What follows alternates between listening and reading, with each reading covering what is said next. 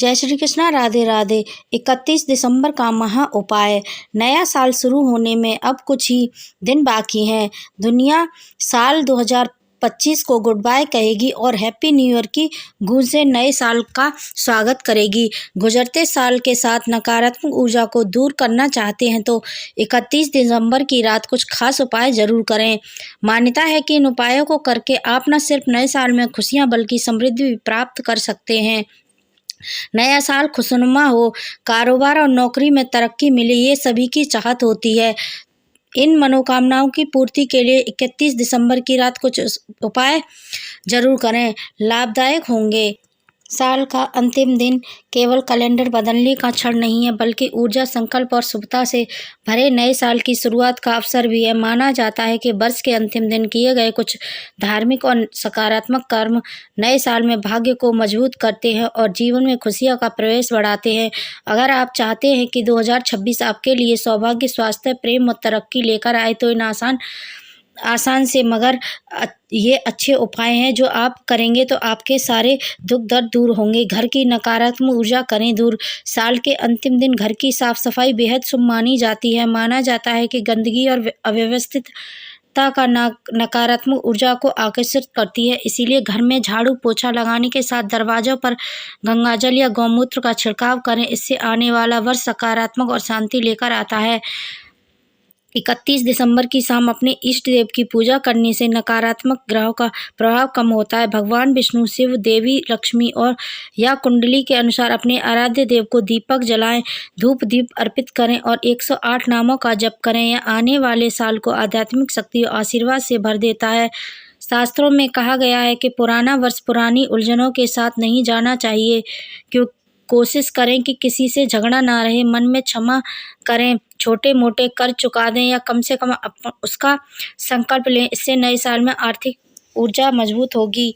31 दिसंबर की रात या सुबह गरीबों को कंबल, भोजन, गुड़ या तिल, कपड़े दान करने से अपने आने वाले वर्ष में कर्म शुभ होते हैं। यह दान न केवल पापों को कम करता है बल्कि नए साल में मंगलकारी परिणाम भी देता है। आखिरी रात घर के मुख्य द्वार पर घी या तिल के तेल का दीपक जलाकर लक्ष्मी को अर्पित करें। माना जाता है कि साल का अंतिम दीपक पूरे वर्ष शुभता का प्रकाश लाता है।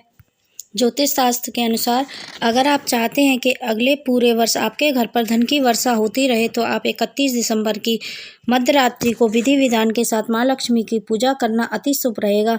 धार्मिक विद्वान कहते हैं कि 31 दिसंबर की रात 11:30 पर पूजा शुरू कर 12:30 तक जारी रखें। पूजा के दौरान माँ लक्ष्मी समेत अपने इष्ट देवताओं की और पितरों का भी आह्वान करना चाहिए। वे अपने परिवार को आशीर्वाद देंगे और आपकी कृपा बरसाते रहेंगे। पूजा के बाद भोग चढ़ाना, मंत्र जाप करना ना भूलें। सनातन धर्म के अनुसार 31 दिसंबर की रात को अष्टलक्ष्मी के बजाय महालक्ष्मी देवी की स्तुति और आराधना करना शुभ रहता है। इसकी वजह से ये शास्त्रों में 8 प्रकार की माँ लक्ष्मी, अष्टलक्ष्मी को अलग अलग प्रकार के विभाग दिए गए हैं जो जातकों को मान सम्मान, प्रतिष्ठा, पद, धन, सेहत समेत अलग अलग सुविधाएं और मनोकामना पूर्ण करने के आशीर्वाद देती हैं। लेकिन अगर आपको ये सारी मनोकामनाएं पूर्ण करनी हो तो अष्टलक्ष्मी यानी माँ लक्ष्मी के अलग अलग अंशों की पूजा करने के बजाय महालक्ष्मी की स्तुति करनी चाहिए।